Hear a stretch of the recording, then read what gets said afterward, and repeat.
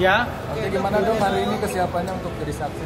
Ya siap dong, kan karena dipanggil untuk sebagai saksi, akhirnya saya juga harus memberikan kesaksian dong.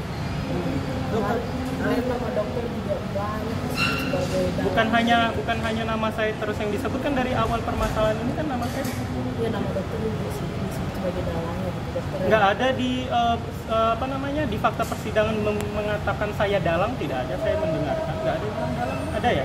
Di dakwaan saya tanya ada. Tidak. Iya, tapi tidak ada kata-kata dalang. Jadi dokter yang menyarankan Reza Gladys untuk Nah, mendengarkanlah nanti dari fakta persidangan. Saya belum boleh mengatakan apapun bukti dan fakta persidangan sebelum di persidangan.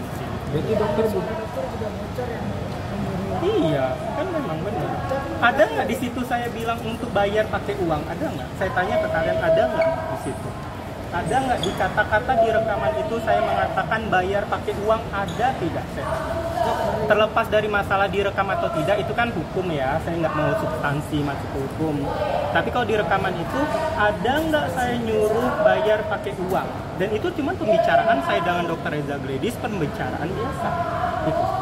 Tapi terlepas mau ada rekaman atau tidak itu substansi hukum yang saya tidak mau bahas. kemarin juga banyak Saya nggak mau menanggapi blunder atau tidak, kan itu hakim yang memutuskan. Kalau blunder atau tidak itu kan subjektif ya, pemikiran setiap orang gitu. Tapi biarlah hakim yang akan menilai. Dok, hari ini kan Dr. Samira harusnya jadi saksi kan?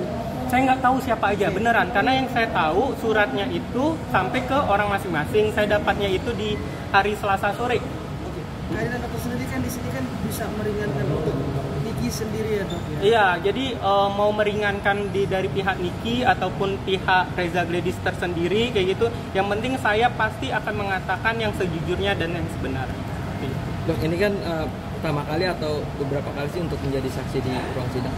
Kalau di ruang sidang untuk pengalaman saya pribadi ya, ini yang kedua kali ya. Pertama sebelumnya saya juga pernah menjadi saksi persidangannya kasus Isa Zeja ya di Kepanjen Malang. Nah, mungkin ada nervous atau... Enggak lah, kalau seandainya kan kita sebagai saksi ya, saya bukan terdakwa, jadi tidak ada beban. Karena kalau sebagai saksi, apa yang ditanya tinggal jawab gitu. Beda mungkin pressure-nya sebagai pelapor dan terlapor ya. Kalau sebagai saksi, apa yang ditanya tinggal jawab. Jadi nggak ada beban yang bagaimana. Karena tidak ada masalah hukum kan. Oke, terima kasih ya. Terima kasih, doain ya. Untuk fakta-fakta persidangan saya belum bisa kasih tahu dulu. Tapi kalau nanti setelah persidangan kalian kan bisa nanya. Kalau ini kan saya masih merahasiakan dulu untuk barang bukti. Tapi nggak grogi dok ya? Apa? Nggak grogi ya? Enggak lah, kayak gitu kan bisa kelihatan grogi dan enggaknya.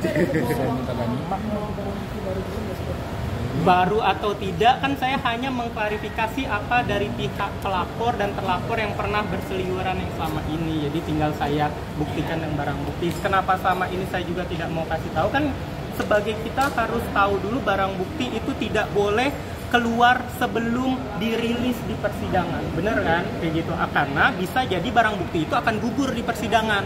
Kita harus pinter soal itu. Makanya saya diem kayak gitu sampai di persidangan, disinilah saatnya saya memberitahu. Berarti akan membuka fakta-fakta baru atau fakta-fakta yang saya tahu kayak gitu. Berarti selama ini cuma menunggu momen yang pas aja. Menunggu ya, momen yang pas dong, menunggu yang momen yang pas. Ya. Terima kasih ya. Yes, thank you, dok. Sahabat-sahabat.